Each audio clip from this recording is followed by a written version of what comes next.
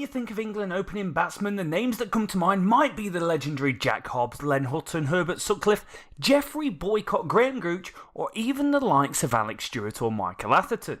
In relatively recent times, we England fans have lived through the glorious era that provided us the seemingly consistent production line of great openers. Marcus Trescothick, Michael Vaughan, Andrew Strauss, and of course, Sir Alastair Cook. For so long, all seemed rosy at the top of the England batting order when our openers strolled to the crease ready for battle and ready to dominate or control the tempo of a given innings.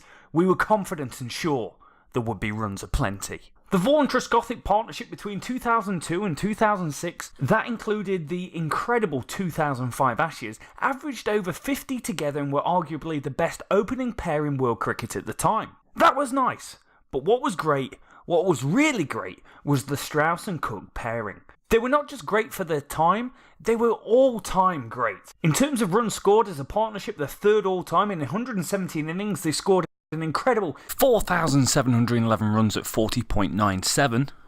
Only two other pair of openers during the history of Test cricket have scored more runs together. We were clearly very spoiled. When Strauss stepped away from international cricket in 2012 after playing his 100th Test match, we still had an ever-improving Alastair Cook. We knew it would be a tricky task replacing our captain and a man of 100 Test matches, but providing the new skipper Cook with a worthy partner, boy, did we not think it would be this tricky. As we now find ourselves taking the first tentative steps in the post-Cook era after his recent retirement, we've already called time on the first partnership of carryover Keaton Jennings and newcomer Rory Burns, and as England took the field in the second Test match on the West Indies tour, we were also introduced to the Burns-Denley partnership. And this is leading edge cricket, and today we are going to rank all 15 openers who have opened the batting for England since August 2012 through to February 2019, since the retirement of Andrew Strauss.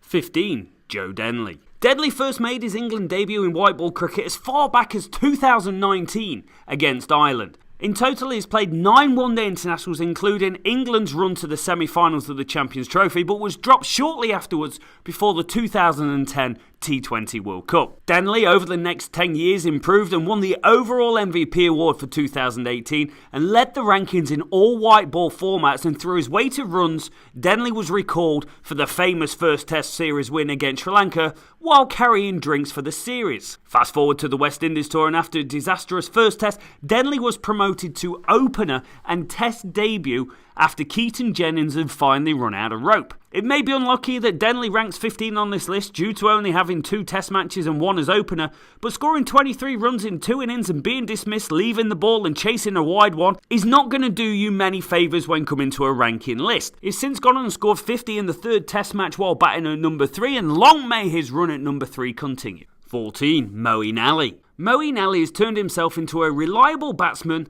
in the lower order, capable of classy 30s to help lift England out of hole. He was asked to open the batting for England in a challenging 3-match Test series against Pakistan and UAE in 2015. A top-class team player, Ali rose to the challenge, putting on 116 with Alastair Cook in a drawn first Test, but was soon found out and finished the series with 84 runs from 5 innings at an average of 14.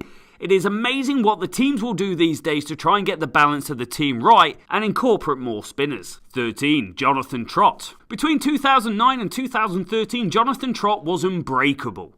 A surefire hit at number 3, he rose to fame scoring 100 on debut in the 2009 Ashes series. A 52 Test match career saw 9 Test match centuries, all coming in the middle order as he would grind down the opposition with his mentally tough approach and unshakable desire to bat long periods of time. With the need for a second spinner to the lineup after a drawn Test in Bangladesh in 2010, Trott was promoted to opener for Michael Carberry, who was rested for James Treadwell. A solid 64 in typical Trott style came from 4.5 hours of batting, was followed up by being ran out by Sir Alastair Cook for 19. Trott was roughed up by the Aussies and a rampant Mitchell Johnson in the 2013-14 Ashes campaign, and left the tour due to long-term stress-related issues. A comeback attempt in 2010 was put on the back burner due to a reoccurrence of his stress-related issues, but after a run-heavy Lions tour in 2014, he found himself once again called upon by the England team, this time as opener. 3 ducks out of 6 innings on the 2015 tour of the West Indies,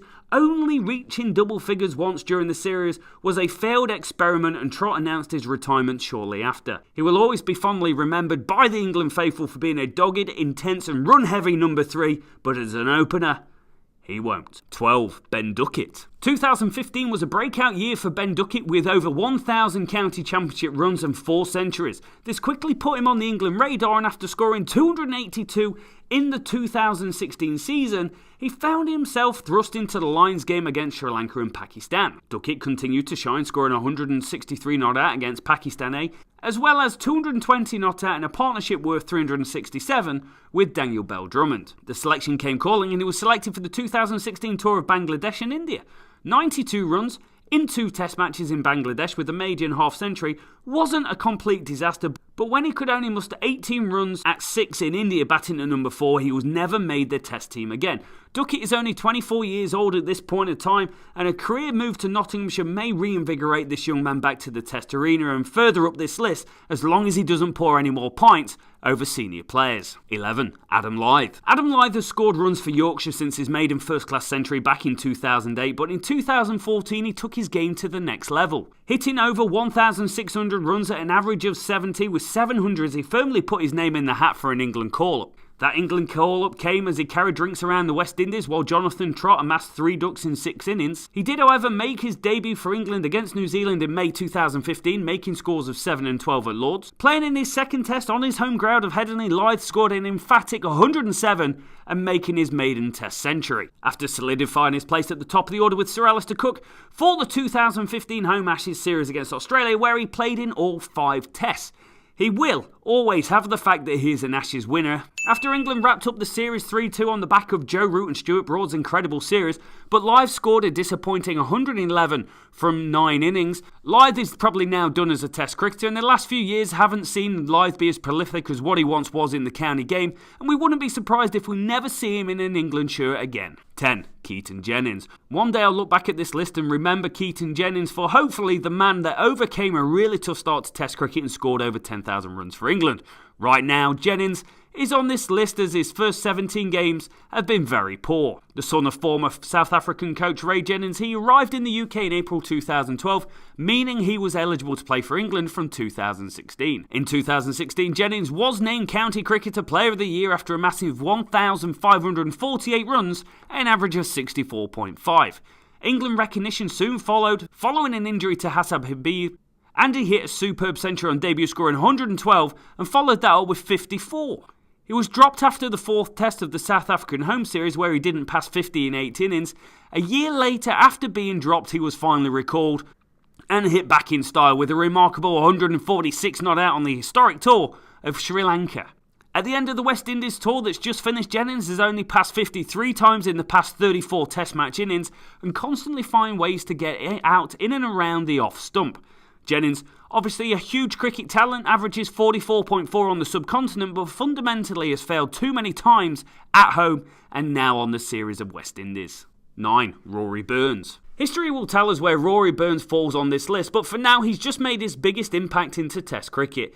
84 in a poor first test match for England against the West Indies in 2019 gives fans hope that the man who has scored so heavily for Surrey over the years is able to transfer his ability to the test arena. Burns passed 1,000 county championship runs for 5 successive seasons and quite rightly has earned the right to be Sir Alastair Cook's replacement. The 250s in 6 test matches so far fills England supporters with hope as we sit and eagerly wait for his first test century in what could quite possibly be. Number 8. Michael Carberry.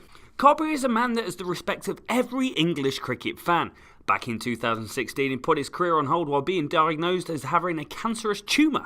In 2010, he'd had similar bad news as his England push was put on hold after a blood clot on his lungs. Carberry opened the batting in Bangladesh in 2010 for 1 test match with Andrew Strauss rested and made 2 starts, putting on 72 with Sir Alastair Cook. It would take a further 3 years for Carberry to make it back into the England squad, with Cook and Strauss in full flow until his retirement. The 2014 Ashes doesn't spark great memories for English cricket fans, a dismal 5-0 hammering down under, Mitchell Johnson running riot, Kevin Peterson's last outing as a test cricketer, but Carberry did himself proud as England's second top run scorer with 281 runs. Full of great starts, but not enough to warrant a run in the English summer. possibly hard done by, and one England player that supporters will always gravitate to with fond memories. 7. Alex Hales. Now known as a white ball merchant, Alex Hales has long been a part of the England system after scoring heavily in T20 and ODI cricket before being called up to open for England in 2015. Called up against Pakistan where he carried the drinks before getting the nod for the Test match against South Africa and Dale Steyn. Test cricket scrutinises and exposes the smallest weakness in someone's game, and Hales struggled for runs, scoring 136 runs in 4 Test matches at an average of 17. After the 2015 T20 World Cup, Hales retained his place for the Sri Lanka series, scoring 292 runs in 3 tests, passing 53 times with a highest of 94. A good series for Hales, but maybe 2 of those 80 scores converted would have made for a much different career. His third and final series would come in the home series against Pakistan, but despite making double figures in 6 of his 8 innings, he only passed 20 twice after seeing his weakness around the off stump exposed in the longer format of the game. Hales remains an integral part of the England white ball system and now earns more money than I ever could comprehend, travelling the world, smashing white balls over the fence. Number 6. Mark Stoneman. After 9 years of scoring heavily at first class level, Mark Stoneman received a call-up and remains the only man to debut in a day-night test match against the West Indies. He made 52 in his second test innings and did enough to get the nod for the upcoming Ashes series down under. If there's one thing English fans know, it's going down under for an Ashes series generally doesn't work out too well. And the 2017-2018 Ashes series was more of a disaster than normal, with Ben Stokes getting handy with his fists on a night out before the tour. Stoneman scored a solid 53 on day 1 of the Ashes, and things looked good for the man from the northeast, but as the series went downhill, so did Stoneman's form.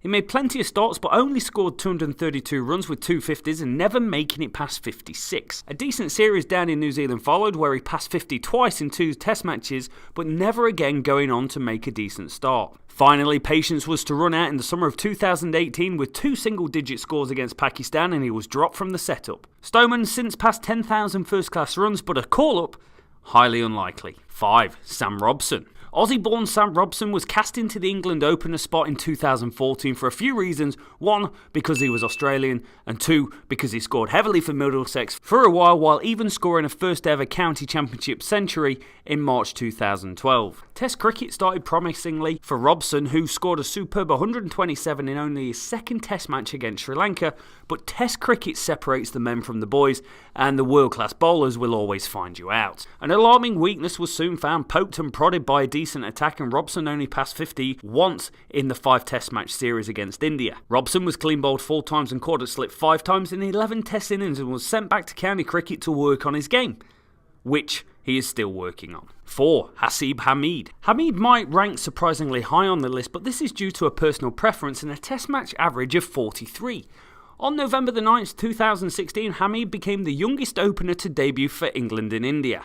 After scoring 31 in the first innings, Hamed went to score 82 off 177 balls as he became England's 3rd youngest player to reach 50 in tests. In the 3rd test, Hamed broke his finger in the first innings but still went on to score 59 not out in the 2nd innings. A superstar was born, but the broken finger for baby boycott came at a terrible time and also incurred a terrible run of form and loss of confidence, averaging less than 30 in county championship cricket as he missed out on an Ashes berth in 2017. English cricket fans still hold out high hopes, but 2018 only saw 165 runs at an average of 9, and the dilemma about why Hamed can not only fulfil his England potential but county potential remains a mystery. 3. Nick Compton. The grandson of Dennis Compton had cricket in his blood. After 8 years on the staff at Middlesex, he made a bold move to Somerset to take his cricket to the next level.